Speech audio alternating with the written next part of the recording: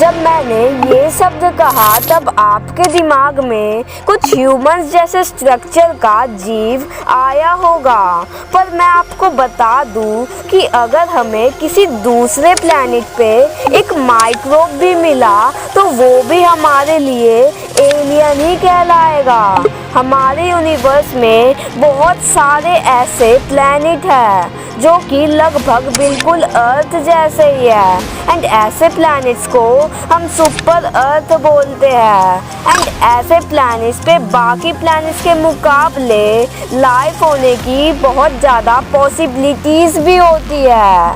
पर अब सवाल ये है कि अगर यहाँ पे एलियंस हुए तो आखिर वो दिखने में कैसे होंगे। तो ये डिपेंड करता है उस प्लैनेट की कंडीशंस पे, एंड किसी प्लैनेट की कंडीशंस जान के साइंटिस्ट ये लगभग बता सकते हैं कि वहाँ पे लाइफ पॉसिबल हो सकती है या फिर नहीं, और अगर हो सकती है तो उस पे रहने वाले एलियंस दिखने में कैसे होंगे।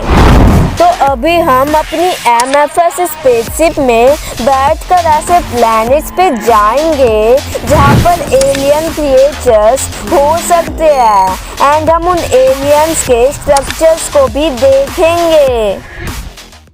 अभी आप विंडो से ये देख ही पा रहे होंगे कि अभी करंटली हम अपने मून पे हैं, एंड हम सबसे पहले जाने वाले हैं केपलर 62f नाम के प्लैनेट पे, जो कि हमारी धरती से करीब 1207 लाइट ईयर्स दूर है।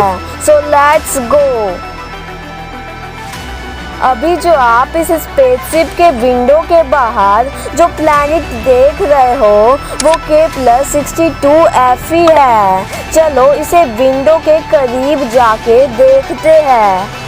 इस प्लैनेट का रेडियस 8983 किलोमीटर का है, एंड ये प्लैनेट अपने सन के अराउंड करीब 267 डेज में चक्कर लगाता है। तो अब हम इस प्लैनेट पे लैंड करने वाले हैं।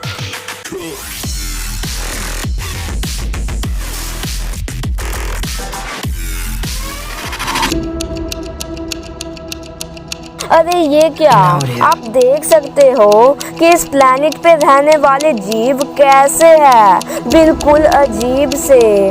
एंड इस क्रिएचर के 8 पैर है ताकि ये ग्रेविटी का सामना कर सके, क्योंकि इस प्लैनेट की ग्रेविटी हमारी धरती से थोड़ी ज़्यादा है। तो अब हम जा रहे हैं केपलर 22b नाम के प्लैनेट पे, जो कि धरती से करीब 587 लाइट ईयर्स दूर है। तो ये है केपलर 22b। इसका रेडियस 15,290 किलोमीटर का है, एंड ये हमारी धरती से 2 टाइम्स बड़ा है, और इसे अपने सन के अराउंड एक ऑर्बिट कंप्लीट करने में 290 दिनों का टाइम लगता है। एंड अब हम इस प्लैनेट पे लैंड करने वाले हैं। अरे ये क्या, जी हाँ, ये एक वाटर वर्ल्ड है, यानी कि इस प्लैनेट पे हर जगह सिर्फ और सिर्फ पानी ही पानी है। ये पूरा प्लैनेट ही पानी से घिरा हुआ है, एंड इस पे रहने वाले जीव कुछ ऐसे दिखते हैं। ये पानी पे ही तैरते रहते हैं और अपने तारे की एनर्जी अब्जॉर्ब करते हैं। एंड अब हम एक अलग ही टाइप के प्लैनेट पे जाने वाले हैं, एक टाइडली लॉक्ड प्लैनेट पे। अभी जो आप विंडो के बाहर प्लैनेट देख रहे हो वो एक टाइडली लॉक्ड प्लैनेट है। टाइडली लॉक्ड प्लैनेट ऐसे प्लैनेट्स होते हैं जिनका rotation and revolution time same होता है, यानी कि उनको अपनी एक्सिस पे घूमने में उतना ही टाइम लगता है जितना उनको अपने सन के अराउंड घूमने में लगता है।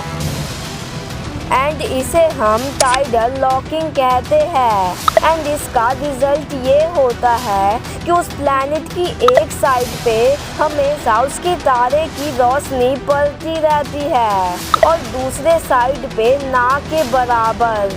एंड ऐसे प्लैनेट्स पे टेम्परेचर को मेंटेन रखने के लिए हद से ज़्यादा तेज हवाएं चलती है। एंड अगर ऐसे प्लैनेट पे जीवन हुआ तो वो इस साइड पे होगा।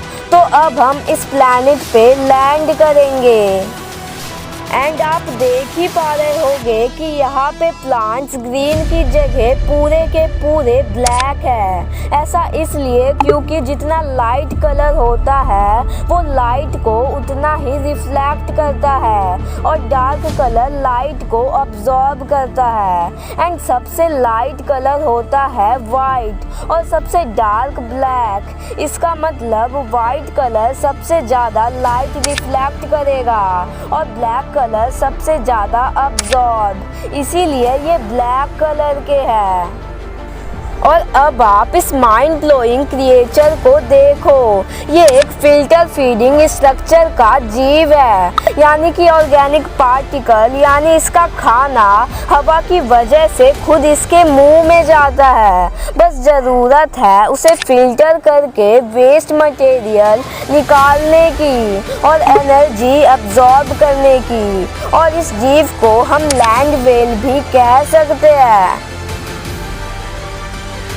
एंड मैं आपको रिकमेंड करूँगा कि आप AMW सीरीज़ को देखो। सच में अमेजिंग सीरीज़ है। Link in the description.